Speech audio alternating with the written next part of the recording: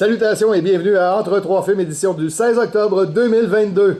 Je suis DJ Patoff et je suis en compagnie de Yogi et Foxman. Bonjour messieurs. Salut. Au programme au cours de cet épisode, un peu de notre semaine, les sorties à surveiller, nos coups de cœur et aux nouvelles, une nouvelle Barbarella fera son apparition, changement de date de chez Marvel et Major Tom to Ground Control.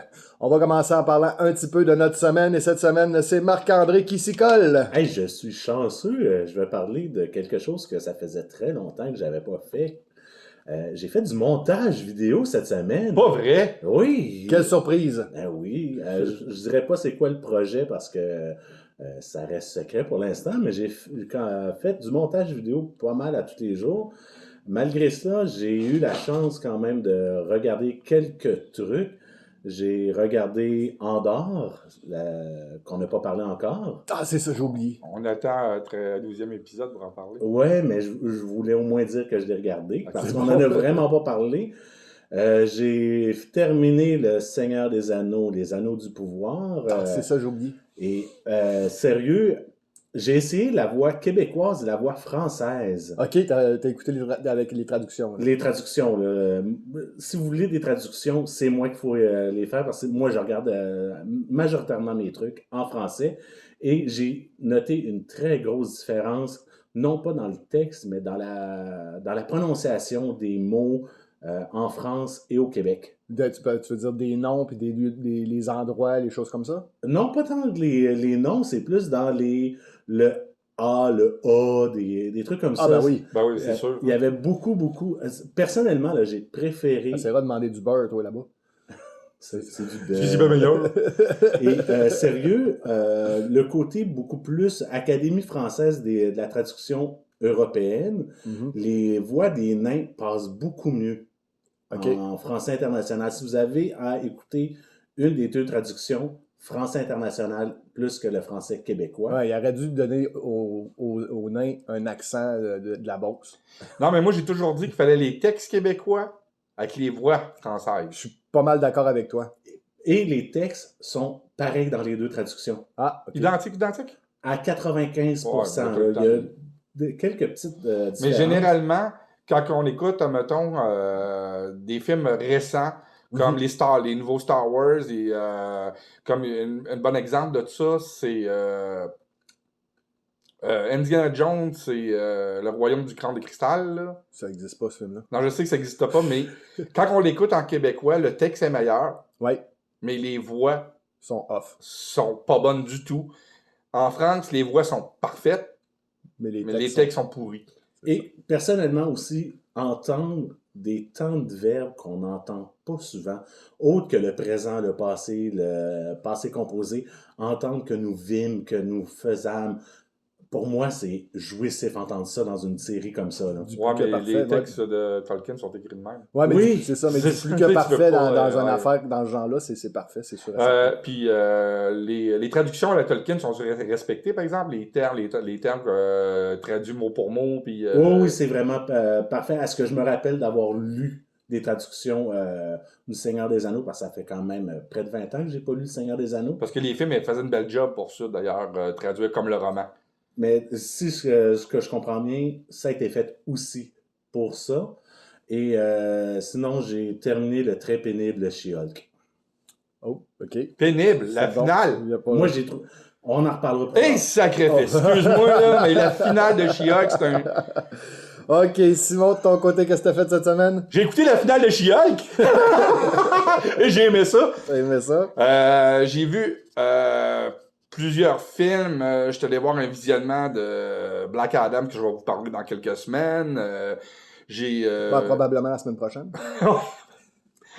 je peux vous dire le film que j'ai vu en salle aux États-Unis parce que là, il est sorti présentement en VOD.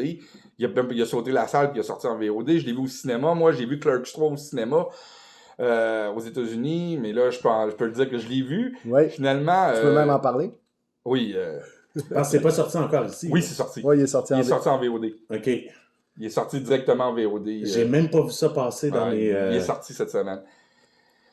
Puis c'est meilleur que Reboot. C'est parfait, j'ai hâte. C'est pas le meilleur de la série, mais c'est vraiment meilleur que Reboot. Puis c'est une belle fin au VUSQ Universe. C'est sur quelle plateforme, non? Il l'a surtout, vous pouvez l'acheter en vente sur Amazon. Ok. Sur, Parfait. Parce qu'il n'est pas encore gratuit. non, c'est ça, il est en vente. C'est 29,99 c'est comme pour acheter un film, mais c'est sur digital. Un excellent Kevin Smith. Ouais, c'est un des bons. Là. Je le considère pas dans le meilleur, mais oups, Pas grave. dans les bons Kevin Tu peux Smith. échapper ce que tu veux, en autant que ça soit avec ton téléphone. Ensuite de ça, j'ai écouté Halloween's End, Oui, que c'est une grosse merde. t'es pas content. Je suis vraiment pas content de ce film-là. C'est peut-être un des pires de la série avec Resurrection. OK. Je comprends pas pourquoi ils ont fait ce film-là. Sérieusement, là. L'appel de l'argent. Ouais, puis je me suis rendu compte que cette trilogie-là, tu sais, avec Halloween, Halloween Kills, puis Halloween End, il aurait pu faire un film. Un seul. Un seul, puis ça aurait réglé le problème, puis ça aurait été faisable. Il y a un peut-être film. des fans qui vont faire un montage. On voit souvent ça. Ouais, sur, j'espère, parce YouTube, que- ils vont faire le même. Un fan qui va C'est faire pourri. un remontage avec les 3 films. C'est très pourri. De mon côté, je suis allé me chercher une couple de films coréens cette semaine. J'ai eu comme une espèce de curiosité coréenne cette semaine, dont des comédies sentimentales, voir un petit peu qu'est-ce qu'ils font, parce qu'on a vu, tout le monde avait eu pas tant la chance, plutôt l'occasion de voir le film qui avait été sorti là, peut-être 2 ans là, sur Parasite, en fait, que ça s'appelait, que tout le monde en a vu du coréen. Les bougons coréens? Ouais, les bougons coréens. Fait que ça m'avait comme allumé un peu à dire, bon, ben, ils font quand même du cinéma qui est pas si pire que ça. Moi, personnellement, Parasite, j'avais pas trippé autant que les critiques avaient trippé. Mais ça m'a quand même donné une espèce de curiosité d'aller chercher d'autres choses. Fait que j'allais chercher des comédies sentimentales, et des raunchy comédies coréennes, des drames aussi qui sont quand même, je pourrais dire, sont proches des Américains d'une certaine manière. Mais il y a quand même des différences culturelles qui fait que c'est coréen et non pas américain. J'ai vraiment aimé, surtout, je te parlais hier de la comédie, le raunchy comedy qui s'appelait Sex is Zero. Oui. Où est-ce que c'est un gars qui sont à l'université, c'est un groupe d'universitaires qui sont genre 4 filles, 4 gars qui vivent plein d'affaires en commun. Puis ça fait très, très, très américain. J'ai vraiment bien aimé. Je pense que j'y ai donné un 7 sur 10. Là. Pourtant, quand tu avais commencé à l'écouter, tu me disais ça n'a pas l'air yarbe. Non, c'est ça. C'est ça que je te disais, que je disais il y a 2 secondes. C'est la différence culturelle fait que ils prennent plus de temps à installer leur histoire. Mais c'était vraiment bien. Puis comme vous autres, ben, j'ai écouté les séries habituelles en streaming. Puis sauf Andor, que j'ai complètement oublié. Puis Lord of the Rings, que j'ai pas eu le temps de finir parce que vous êtes arrivés au studio pendant que j'écoutais. Fait que je vais finir ça tantôt. Je te le dis tout de suite, ça termine avec un générique. Ouais, ça. Spoiler. Puis tu vas attendre 3 ans à la prochaine saison. C'est Malheureusement, 3 ans. oui. Ouais. C'est donc bien long. Aïe, Ils aïe. n'ont pas pensé qu'il fallait tourner de la jamais arrêté. Puis Ben non, quand c'est la télé, tu Ouais, fais ça plus constant, là. c'est leur première grosse série. Ouais.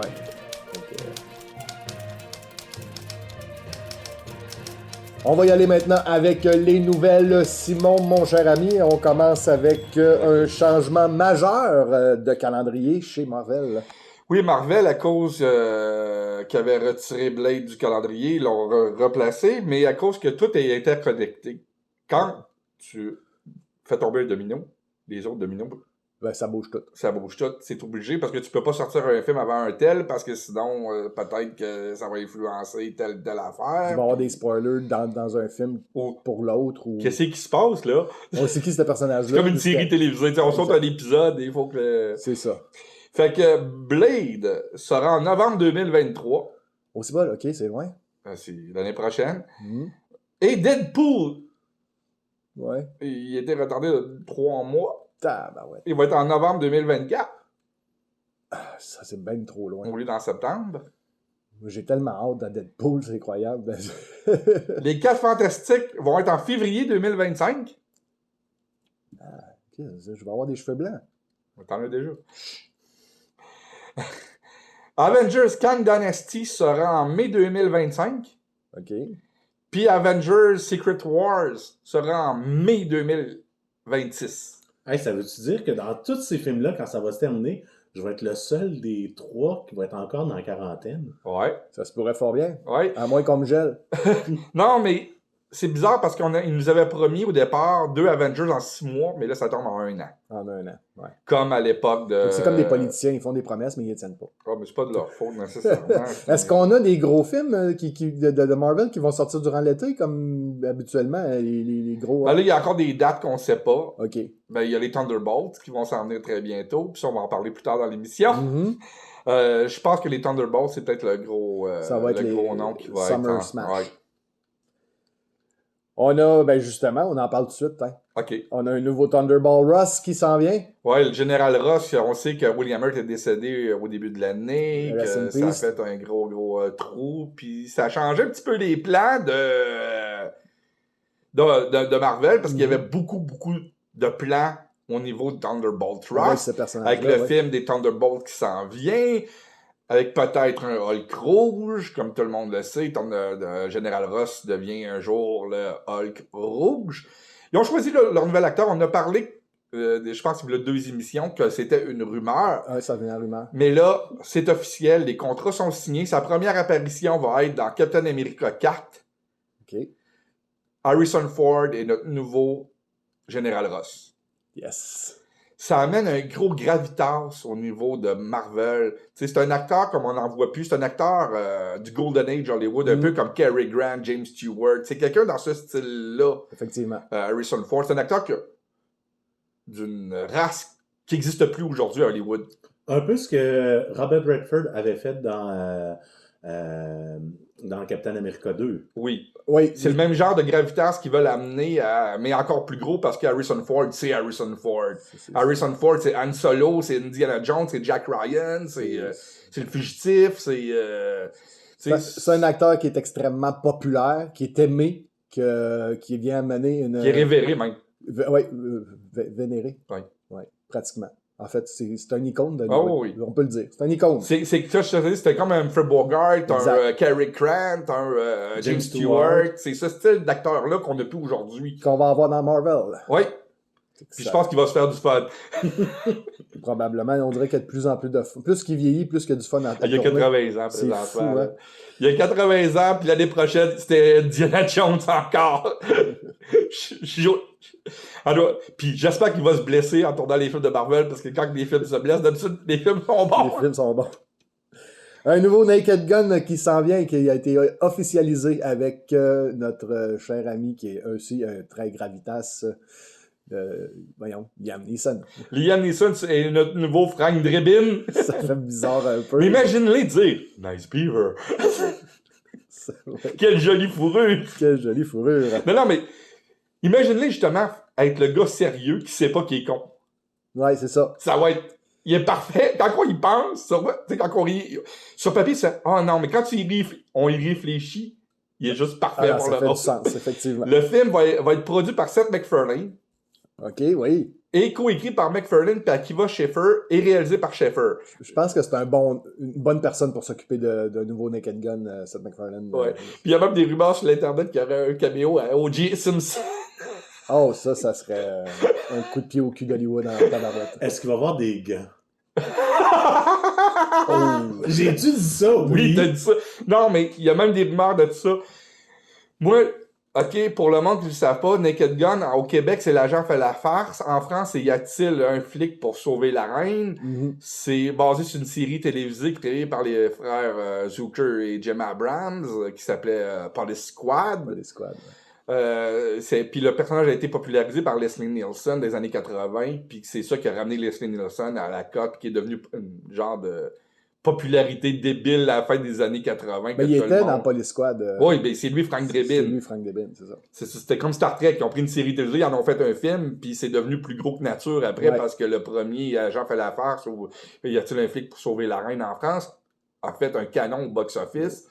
Puis, contrairement à bien d'autres séries qui ont été reprises au cinéma puis que ça a fait des flops, on peut penser à Sheriff Fais-moi peur, à, comment ça s'appelait donc les deux policiers, Starkey et Hutch. Starkey et Hutch. Mais là, c'était à cause que tu prenais du matériel sérieux, puis t'en faisais des comédies.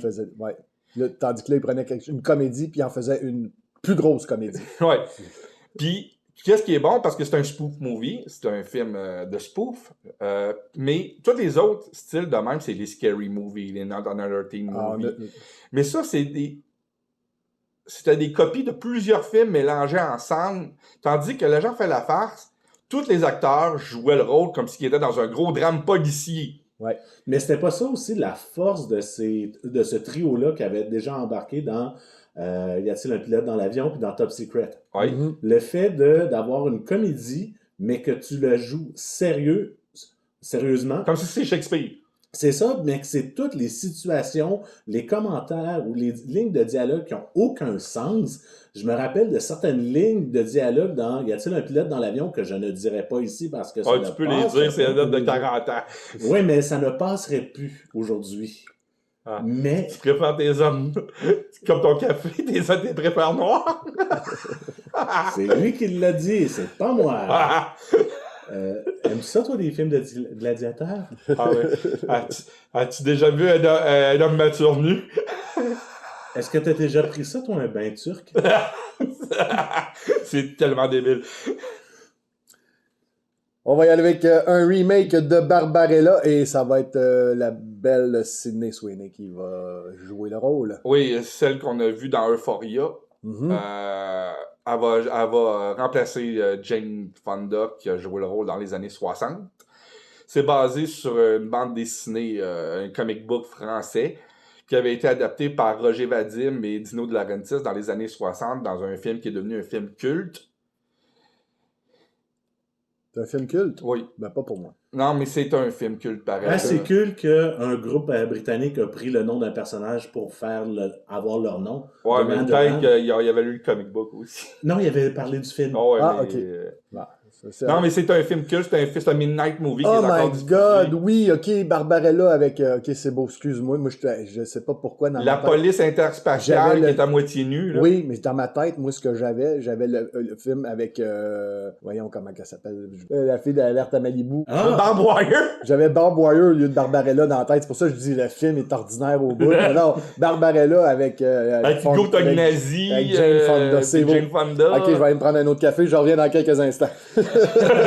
Non, sérieusement, c'est vraiment un film culte, Barbarella. Oui, là. effectivement, je l'ai ici. Ça fait partie de ma collection de films que j'aime bien me retaper aux années ou aux 2 ans.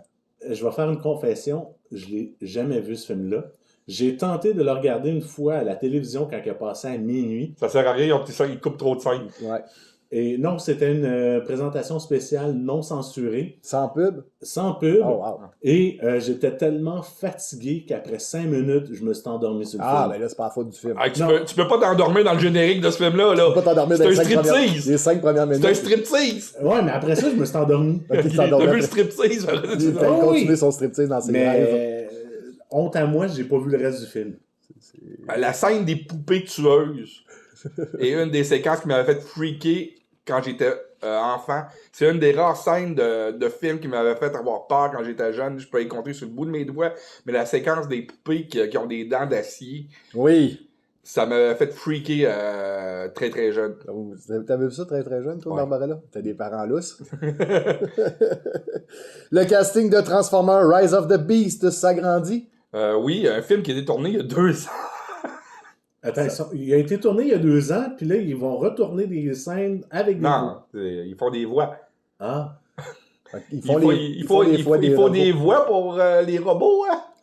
Fait que le film est tourné, là ils font du post-production. Ouais, il y avait pas casté encore, puis le film est à veille de sortir. Ok. Puis, Ah, c'est... Michel Yeoh puis Pete Davidson, qui est un drôle de mélange. Pete Davidson Ouais. puis Michel Yeoh, c'est pas du tout la même qualité d'acteur. Michel là. Yeoh qu'on adore toute la gang. Ah c'est oui. quand même, c'est le fun. Elle joue dans le meilleur film de l'année pour moi jusqu'à présent encore. Pete Davidson, qui est plus connu pour National Enquirer que pour ses talents d'acteur. Ah ouais? Mais ils vont être au casting de Rise of the Beast, qui va se trouver être une adaptation de Beast War. Pour Qui ceux était la qui série connaissent, TV. ceux qui connaissent la gamme de jouets, Ouais. puis les Transformers, les Beast War. Moi, ça fait 13 années 80, là, Ouais. 90. là. Ouais. C'est que tous ceux qui ont un certain âge connaissent ces personnages-là. Moi, je veux voir un film des GoBots. GoBots. si ça te chante. On peut laisser. Non, c'était comme une C'était copie une de... pâle copie. Non, je le sais, c'est pour ça que je dis si Ok. ça te chante. Ben, il propose le scénario à Hollywood, Non. peut-être que tu vas Un l'avoir. gros bot. Non. À C'était quand un film de sarcastique. masque, tu sais, ceux avec Ça, c'était super bon, arrête, là. Hey, j'étais trop jeune, fait que moi, je me Masque, poche. Masque, c'était excellent. C'était excellent, puis ça fait longtemps qu'il en parle, Hollywood, de Ouais. faire un film de masque. Puis il y a eu des comics chez Marvel de masque. Fais attention.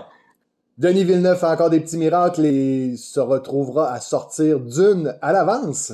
Ben oui, parce que son Dune, il était à la mi-novembre, puis il y avait un trou à cause de Blade. Fait qu'ils ont décidé de devancer. Ça, c'est parce que lui, il avait fini ce qu'il avait à faire pour que ça soit devancé. Pas même, nécessairement. 2 semaines. Peut-être qu'il met de la pression. Non, Non. c'est lui qui a demandé ça a l'air. C'est lui? Ouais, il a vu qu'il y avait un trou, puis que c'est mieux pour que le film fasse un petit peu d'argent avant Thanksgiving, puis... Comme je disais tantôt, hein, les gars, tout le monde à Hollywood est en retard. Tout le monde a des productions qui ont des petites problématiques puis qui demandent hey, on peut-tu avoir un délai, on peut-tu avoir un délai, on peut-tu reporter, on peut-tu. Lui, il arrive puis il fait hey, s'il vous plaît, peux-tu devancer? Ben, il s'est fait délayer souvent à cause de la COVID avec le premier, fait qu'il prend sa revanche un petit peu. Il veut montrer à tout le monde qu'il est capable de faire des films très rapidement. Ben, regarde, Blade Runner, il a fini le tournage 2 semaines avant le deadline habituel, puisque tu as un deadline quand tu fais un film, il faut que tu finisses à telle date. Ouais. 2 semaines avant, même que le producteur exécutif avait été sur le plateau, il n'y a plus personne. Le film est fini de tourner depuis 2 Ça, semaines. on a fini. Parce que les producteurs exécutifs sont pas tout le temps sur le plateau, sont pas tout le temps au courant de tout ce qui se passe. Ils voulaient juste venir visiter. Il n'y a pas de film qui se tourne. C'est quoi, là? Il gaspille mon argent, les gars? C'est ça. You sont criquets. Voilà, on va Non, l'acheter. Denis Villeneuve va sortir la première semaine de novembre 2023 son Dune Part 2, qui n'a pas encore de titre. Ça va sûrement être Dune Part 2, ça, tout court. Peut-être. Ça se pourrait fort bien. Achetez vos billets tout de suite. Ça va être bon. Kenneth Branagh a officialisé un 3e opus pour Hercule Poirot qui va s'appeler A Hunting in Venice ou Une chasse à Venise. Oui. Bon, le titre français, c'est une Ouais, traduction on peu le qu'on sait a faite, pas. là, on ne sait pas encore. On Là. ne sait pas ça va être quoi. On sait juste qu'il va y avoir Tina Fey qui va jouer dedans aussi. Il y a quelques autres acteurs qui ont été mentionnés que je connais moins. Tina Fey dans un Hercule Poirot, il me semble que ça fait bizarre. Ouais, ben, tu remarqueras, regarde les castings de ces 2 Hercule Poirot qu'il a fait. Ouais. Tu regarderas le casting, comment il est bizarre. T'as Josh Gad, t'as du monde. Ouais, ça fait bizarre de les voir dans des films un peu plus sérieux. Là, Ouais. Mais bon. Ben, Daisy Ridley, c'est déjà dans un film sérieux aussi. Excusez. Non, c'est correct. Je vais laisser dans votre trip, là. Tu l'aimes pas, Daisy Ridley? Non, je vous laisse dans votre trip. C'est bon. C'est à cause qu'elle s'est pas actée, à part dire je suis Ray Skywalker. Ray Skywalker. Il y a Ryan. Là, tantôt, je disais Ryan Renault. Ouais. Là, c'est Ryan Reynolds qui va être dans un autre film de Disney, Oui, il va jouer dans un film qui s'appelle Strange World. Strange World, qui est quelque chose que tu disais qui est comme un petit peu obscur. Oui, c'est basé sur une société inventée pour les parcs Disney qu'on voit dans les sous-histoires des attractions.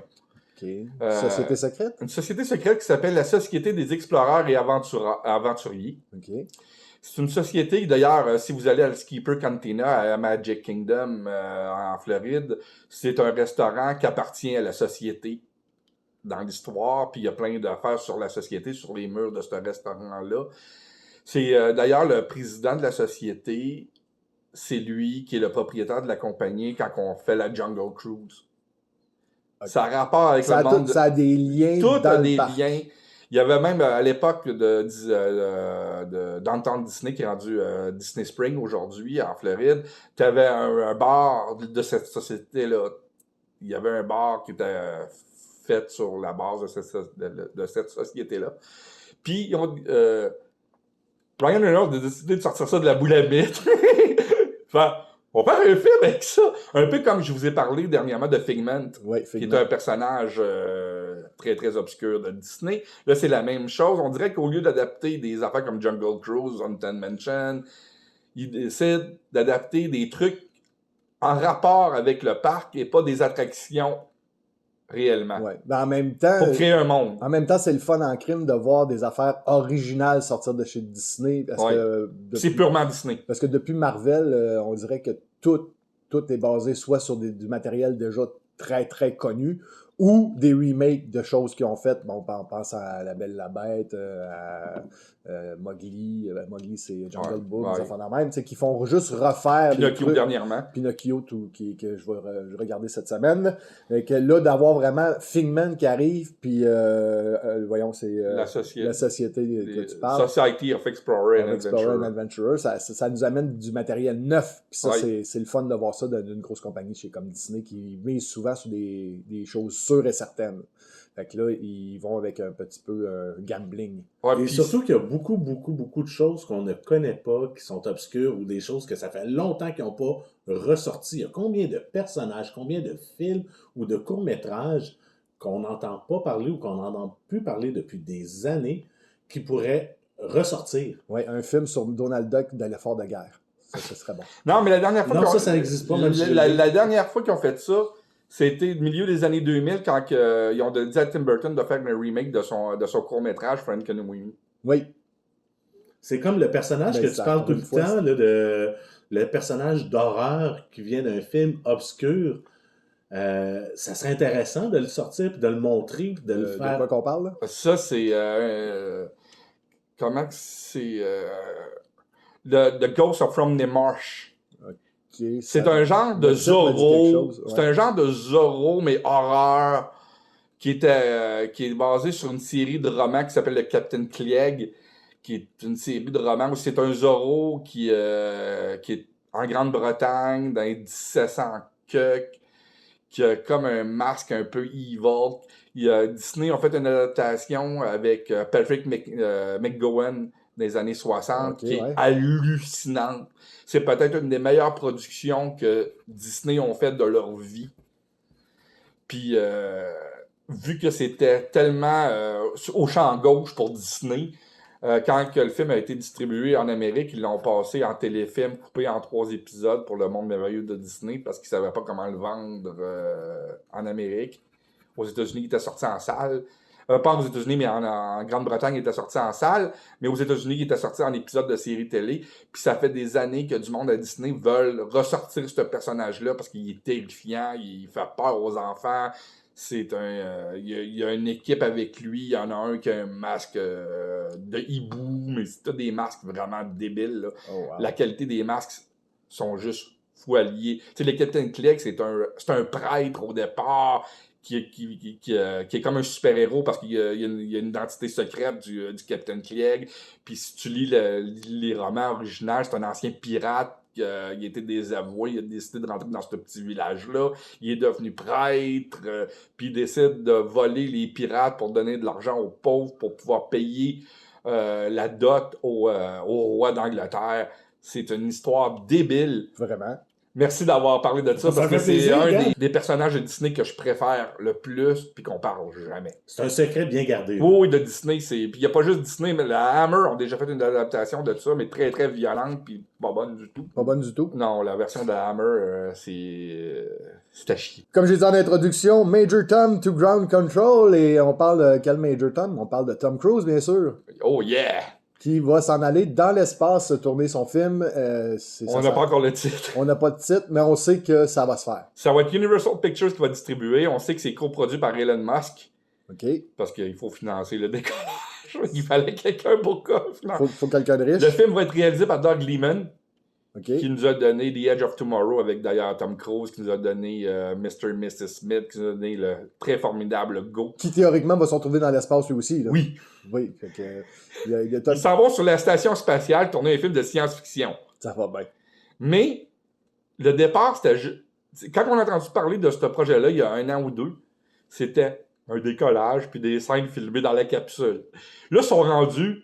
Il y a eu une conférence de presse avec la NASA et Universal Pictures. Ils sont rendus qu'ils vont dans la Station spatiale internationale. Il va y avoir des séquences tournées dans la Station spatiale. Puis Tom Cruise a dit à la conférence de presse qu'il allait faire un spacewalk. Il allait marcher dans l'espace. Ça va bien. Il y a juste des astronautes vraiment entraînés, les meilleurs astronautes qui font des spacewalks. Mais lui, pas de problème. On y va! Avec tout l'entraînement qu'il y a de pilote et tout ça, là, il y a déjà une bonne base. Ah, ça, c'est sûr qu'il c'est va avoir une base. Mais il y a l'âge aussi. Là. Il y a 60 ans, le gars. Il serait le plus vieil homme à faire un spacewalk. OK, il y a 60 ans, mais il est plus en forme que nous trois réunis. Bon, oui, on dit pas le contraire. Mais il est moins en forme que William Shatner. Non, mais... non, mais les astronautes sont encore... Tu sais, ils s'entraînent 24 heures par jour, 7 jours sur 7. Tu sais, les gars qui font les spacewalks, c'est des mutants, là. Puis lui, il arrive là. Bon, bien faire. Les astronautes doivent crier dans leur casque, ils doivent faire... Ouais.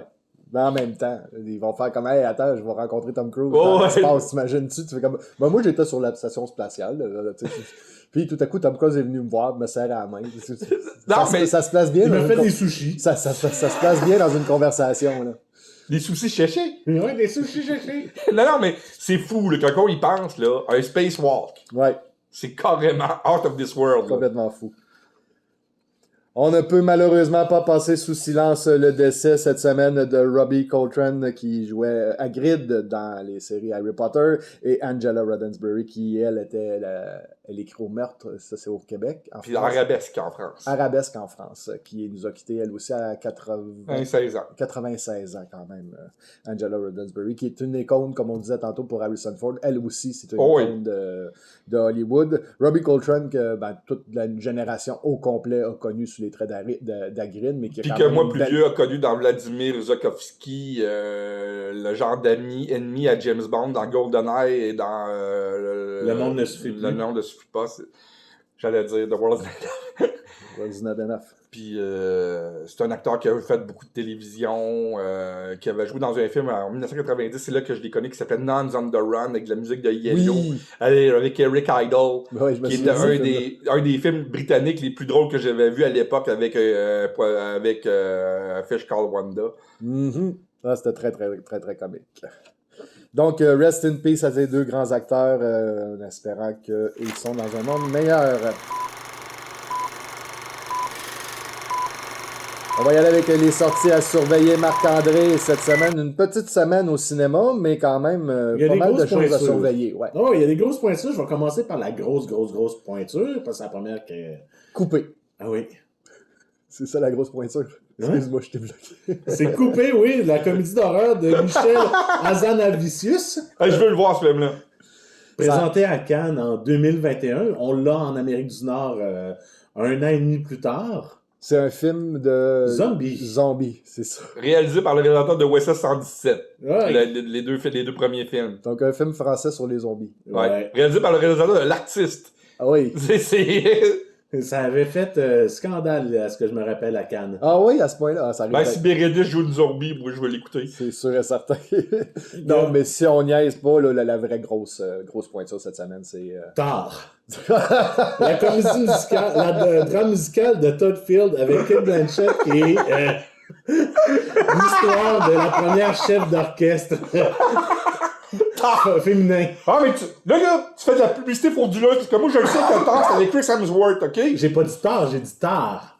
Ah, tard. Comme... Goudron! T-A-R. Ben, c'est ça, Goudron. Il y a de la publicité sur tous les paquets de cigarettes pour ce film-là. Oui. Tard. Non, ça a l'air vraiment bon. Donc, la grosse sortie de la semaine, et pas tout de suite, je vais parler de Ticket to Paradise de Hal Parker avec George Clooney et Julia Roberts, qui jouent le rôle de deux parents séparés qui essaient d'empêcher leur fille de se marier. Avez-vous vu la bande-annonce? Oui. Est-ce que c'est prévisible ou pas? Ça ressemble pas mal à des affaires qu'on a déjà vues. Hein? Ouais, moi, je vais dire déjà vu. un autre mot qui commence par V, P aussi. T'as dit prévisible? Moi, je vais dire pénible. Oh, à ce point-là. Non, c'est pas... C'est une comédie que nos compagnes pourraient aimer, mais que nous autres, on va faire, OK, il va se passer ça à telle seconde. Il va se passer ça à telle... En voir la bande-annonce, on sait le film. J'ai rarement vu ça, tu sais le film par cœur. Ah, il va avoir la scène de danse, là. Il va avoir... non, je me suis trompé de 30 secondes. Ah oui, c'est ça. OK, là, je vais y aller avec la grosse sortie. Black Adam avec The Rock. Le nouveau film de DC. Finally, The Rock has come back! Est-ce qu'il s'appelle encore The Rock ou bien on utilise... On l'appelle encore The Rock. C'est Dwayne Johnson, mais son surnom, ça va tout le temps être The Rock. Ça va y coller jusqu'à la fin de sa vie. Là. Oh, oui. The Rock Johnson. Ouais. Sinon, sur les sites, le 19, sur Netflix, il y a L'école du bien et du mal de Paul Feig avec Charlize Theron, Michelle Yeoh et Ben Kingsley. Ça m'intéresse. Ça... Juste... Les acteurs, je capote, mais De Paul la- Feig me laisse froid. Ouais, exact. Mais bon, juste pour les jeux des acteurs, Ouais. ça va être à voir, je pense. Les 3 autres sorties sur les sites, c'est vendredi, la même journée que les films. Il y a Raymond et Ray, de Rodrigo Garcia avec Ewan McGregor et Ethan Hawke qui va sortir sur Apple+. Deux grosses pointures, pareil. Ouais. Il y a une mini-série sur Netflix qui s'appelle Le goût de vivre avec Zoé Saldana qu'elle a coproduit. Avec le titre puis l'actrice, moi aussi, ça me donne le goût de vivre. Et la dernière sortie sur Prime, une série de science-fiction avec Chloé Grace Moretz qui s'appelle Périphérique, que j'ai déjà mis dans mes favoris. pour La voir bande-annonce est hallucinante. Oh oui, quand j'ai vu ça cette semaine en regardant Le Seigneur des Anneaux, puis qu'il y avait cette bande-annonce-là, j'ai fait « Oh, je le mets dans mes favoris. Ah, puis Le dark side de Ready Player One, quasiment. C'est quasiment le dark side de Ready Player One. Puis Chloé qu'on avait appris à connaître et à aimer dans Kick-Ass. Kick-Ass. Mhm. Elle était pas vieille à cette époque-là. Elle avait 13 ans quand que le premier est sorti. Fait que, Je pense qu'elle avait honte quand il était tourné. Moi, j'ai pas... c'est c'était fort possible. très violent pour un enfant de 11 ans. Ah oui. Jim Carrey avait raison, c'est pas des films à proposer aux enfants. Ça reste à voir. Les coups de cœur de la semaine. C'est maintenant l'heure de nos coups de cœur et Marc-André, ton coup de cœur de cette semaine, ne t'en as pas. Non, mais j'ai une mention spéciale, pareil, parce que c'est pas assez bon pour dire que c'est un coup de cœur que je fais « Wow! » Mais ça vaut la peine d'être écouté. Je sais que tu as parlé du film tantôt que tu n'as pas aimé. Par contre, j'ai écouté la trame sonore. J'ai pas regardé les titres pour pas avoir de punch ou d'avoir d'idée de l'histoire. Mais j'ai écouté la trame sonore de Halloween Ends de John Carpenter et les deux autres que j'ai oublié de T'as aimé la noter. trame sonore? J'ai adoré la trame sonore. C'est pourri! Moi, j'ai adoré la trame Ah, sonore. c'est pourri! Hey, les arrangements des thèmes, là, sont à chier! T'es pas obligé de coller dans Non, mais sérieusement, là, tu m'impressionnes. Non, mais j'ai vraiment... Moi, j'ai adoré ça. Faut peut-être l'écouter à l'extérieur du film. Ouais, peut-être. Parce que moi, ça j'ai arrive pas, souvent, ça, les trames sonores sont meilleures que j'ai pas le contexte d'image, j'ai rien. J'ai juste l'ambiance de la musique. J'avais pas l'image pour me pervertir de ce que ça pouvait aller. Et personnellement, d'entendre dans un film d'horreur des thèmes qui auraient pu être dans un drame, Oh oui. d'entendre des thèmes, oui, c'est du John Carpenter. Oui, c'est tout le temps un 4-4, sauf le thème qui est un 5-4, qui est un peu plus. Les nouveaux arrangements du thème, j'ai adoré ça, les petits. Le Carpenter, il se casse pas Ça la fit tête. pas avec le film. Quand tu écoutes le film, les arrangements du thème, ça te sort du film à cause que les deux premiers films de la série avaient gardé. T'sais. Là, t'écoutes ça, tu fais « Je suis plus dans le même monde, je suis plus de... C'est pour ça que, je le dis, j'ai écouté la trame sonore sans avoir le film avec moi. Fait que je peux pas le dire si avec le film ça colle. Mais d'un point de vue musical, Oh, oui, j'ai pas de doute qu'en écoutant juste le disque, j'aurais pas capoté, peut-être, là. d'un point de vue C'est musical, parfait. ça se tient, pis c'est bon. C'est un bon disque que je vais réécouter encore parce que j'ai adoré. C'est pas assez bon pour dire que c'est un coup de cœur puis j'ai fait « Wow » puis ça me jeté à terre. Mais c'est une mention que si vous avez pas vu le film... C'est comme du écoutez- Nickelback. Genre, ça passe parce que ça passe, mais quand tu vois les images, tu te dis, je veux pas savoir. Ah non, moi, Non, mais Nickelback, ça, la meilleure chose qu'il y a avec Nickelback, là, c'est tu sais, le moment de silence entre les titres. Entre les pistes. Hein?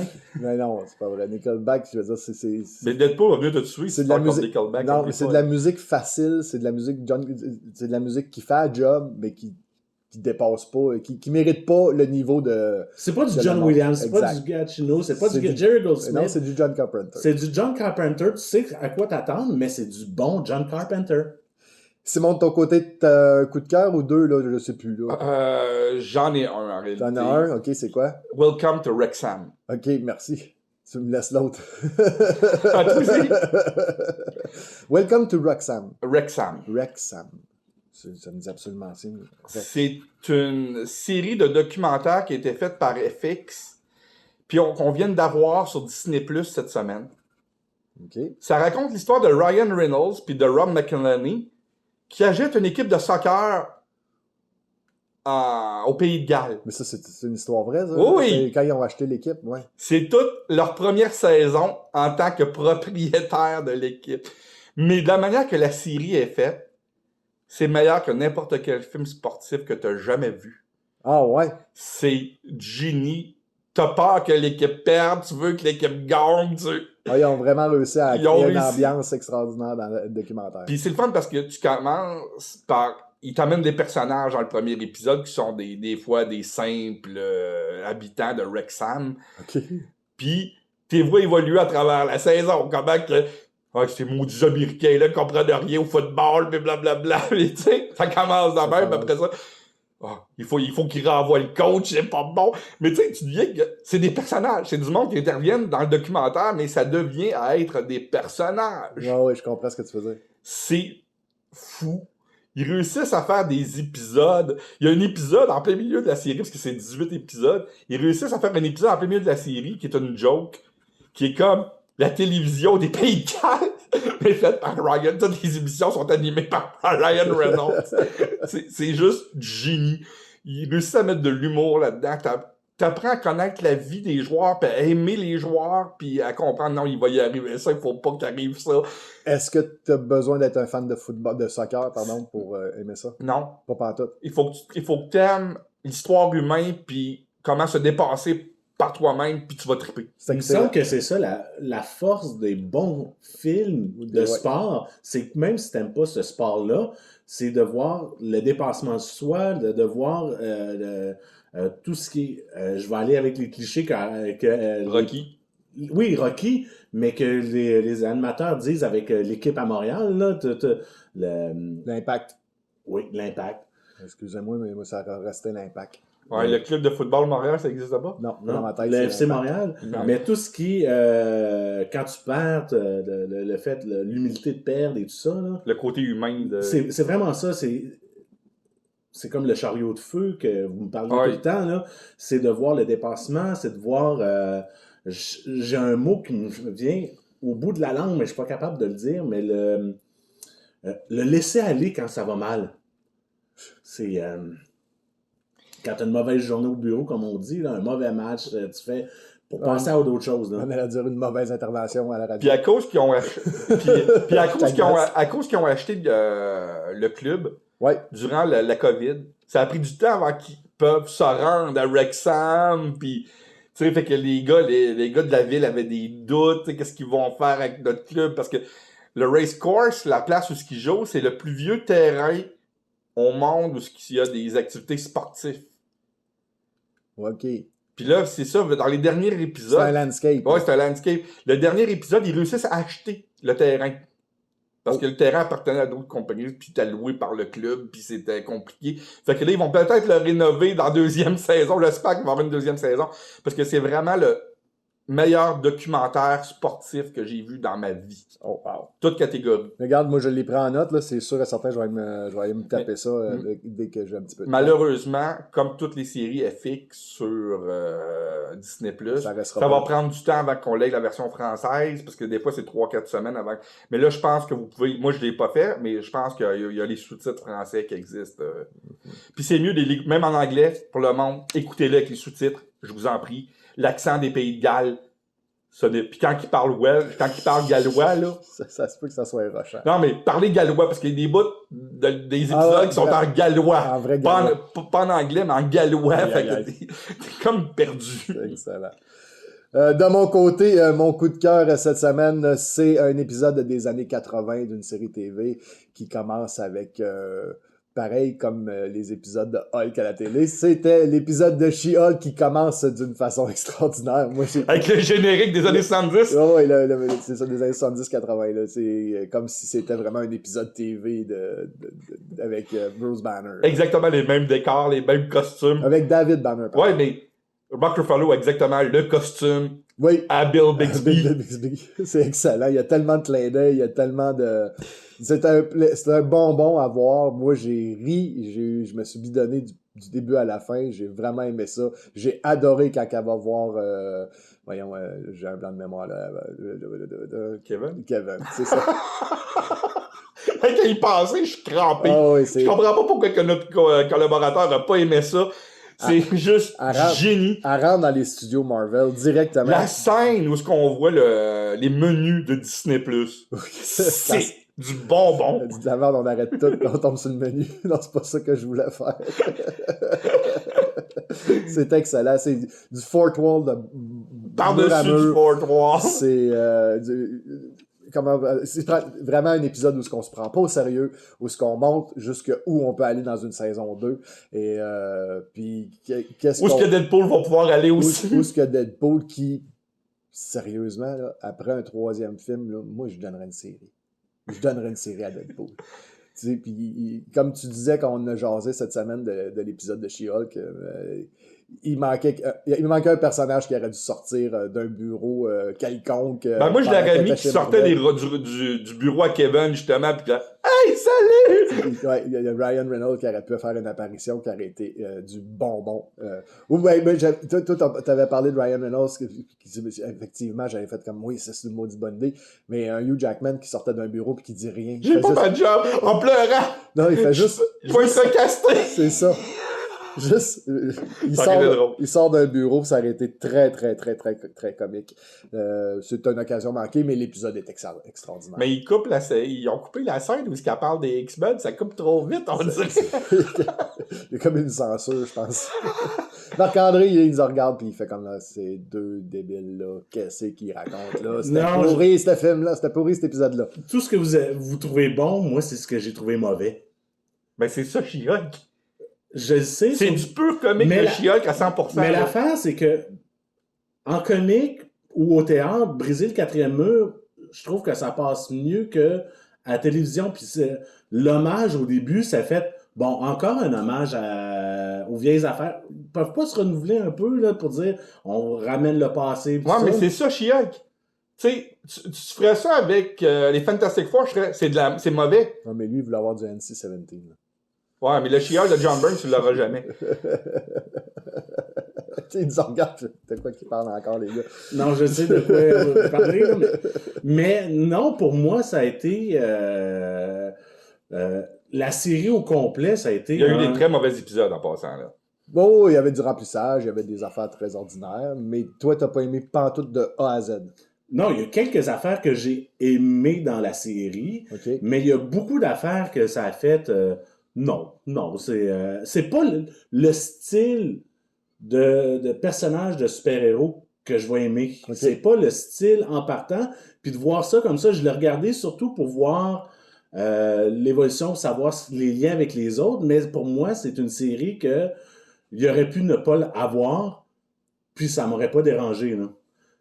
Ben, je suis obligé de dire que je suis d'accord avec toi, que si ça n'avait pas eu lieu, je serais pas mort parce que She-Hulk, elle n'aurait pas eu sa série. Oui, moi aussi. Mais tant qu'à l'avoir de même, moi, je trouve que c'est parfait. Je trouve que c'est une belle occasion. Comme on disait tantôt, il y a des épisodes qui étaient un petit peu pas nécessaires ou moins intéressantes, mais j'ai eu du fun à chaque semaine en regardant cette série-là. J'ai encore plus de fun cette semaine-là qu'on vient d'avoir parce que justement, c'était le genre que j'attendais de toute la série au complet. La série aurait dû être de même au complet. On aurait fait ça tout le long, j'aurais adoré plus de caméos. Parce que justement, attorney, être avocate pour les super-héros.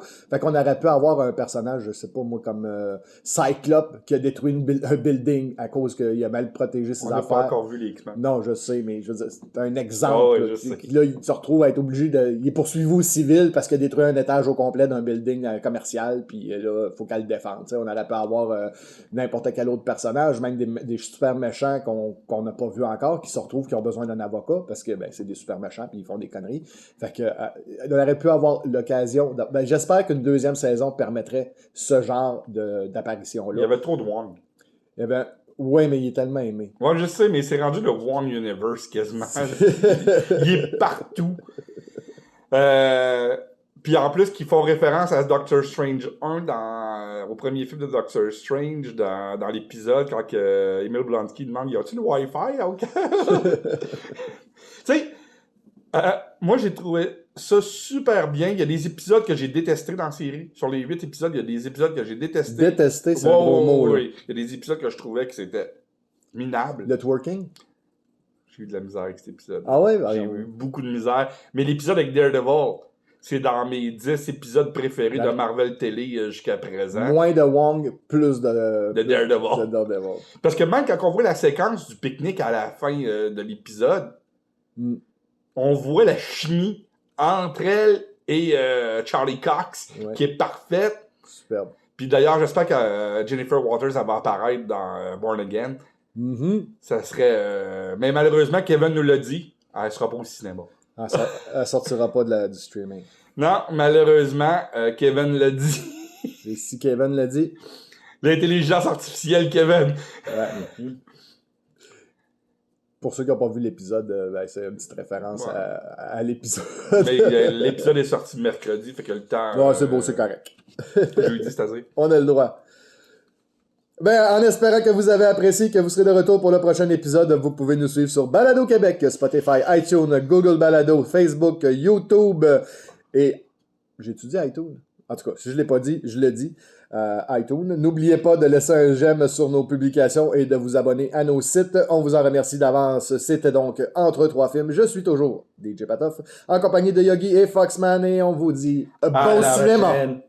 Fuck you!